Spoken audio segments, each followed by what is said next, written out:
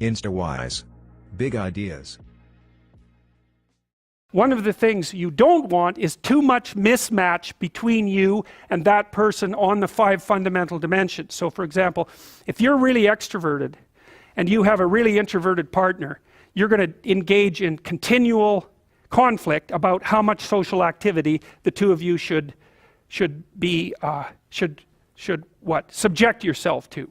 And it's very, very difficult for people who widely differ on those dimensions to come to consensus, because it's not just a matter of opinion, right? It's really a matter of different, if you're looking at extremes, of really different types of people. And the thing about introverts is they just don't enjoy large-scale social interaction that much. One-on-one they're often fine, but in a group they don't like that, and it tires them out. Whereas a real extrovert, it's like you isolate them and they just wither on the vine, because a huge part of what actually motivates them in a positive way is tangled up with social interaction.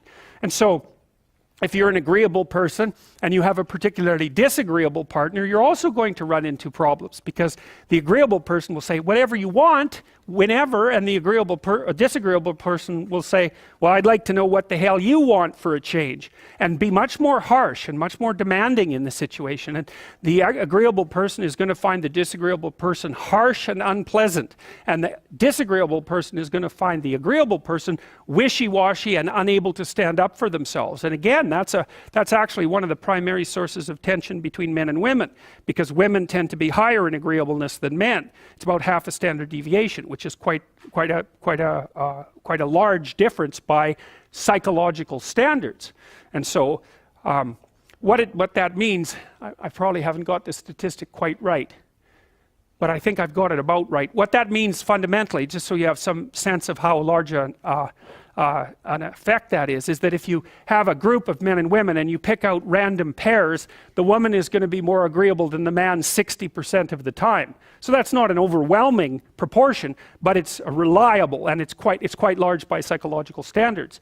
So there's the problem with agreeableness. With conscientiousness, well, if you're conscientious, you're industrious and orderly. And orderly people seem to be sensitive to disgust, which is something we'll talk about in detail later.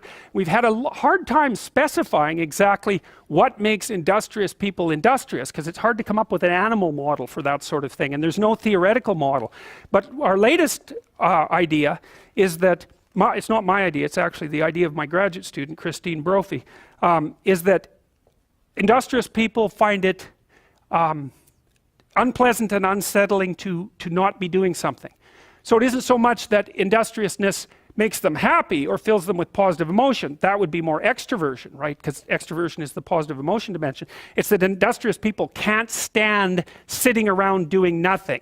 And you know, this is speculation, but you know, human beings are obviously always engaged in the exchange of labor, especially the reciprocal exchange of labor. And you can imagine that in a community where everyone knows everyone, the people who work hard are going to be pretty irritated on a fairly chronic basis with the people who are completely unproductive.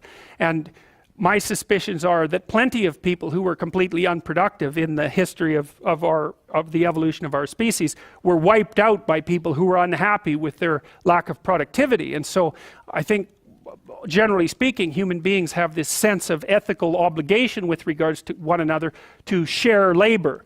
And people who are conscientious really, really feel that. So they feel bad if they're not busily working on something that's productive all the time. And so the advantage to being with someone conscientious is, well, they're going to work like mad, but the disadvantage is they're going to work like mad. So, you know, if you're looking for a partner that you want to relax with or have fun with, or who isn't uptight, then a conscientious person is probably not a very good choice. On the other hand, if you're a conscientious person and you're living with someone who's really unconscientious, that's good, because they might be able to help you relax, but you're not going to be happy with them because they don't work nearly as hard as you do. But even worse, on the orderly dimension, you know, some of you have had roommates and maybe you're more orderly than your roommate. What does it mean? It means you're annoyed by mess before they are. And you don't have to be annoyed by mess much before your less orderly roommate for you to be the one that's always running around picking things up. And so actually one of the things that's emerged from the psychometric analysis is that women are slightly more orderly than men, and I suspect that has something to do with the what would you call it, inequitable distribution of housework. Because even if imagine that your proclivity is to be triggered by disorder 25 seconds before your partner's, well, you're going to end up, it doesn't take much difference for you to be the one that's always concerned about the mess first. So anyways, and so if you're a really orderly person and you live with a disorderly person, well, good luck getting along with them. They're going to regard you as like uptight and over concerned with details and unwilling to relax, that's for sure. And they're going to regard you as, well, just a bloody mess, and how can anyone possibly live with someone like you?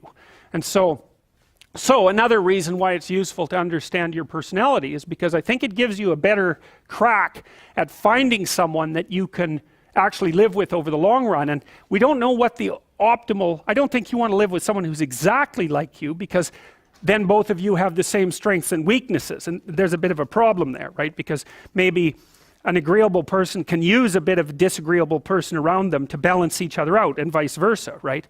So we don't understand the optimal balance for long-term thriving in a relationship, but I think we do understand the fact that if you're too different in your traits, that where you're different is going to constitute a chronic source of conflict. If you like this video, I recommend you to read this book.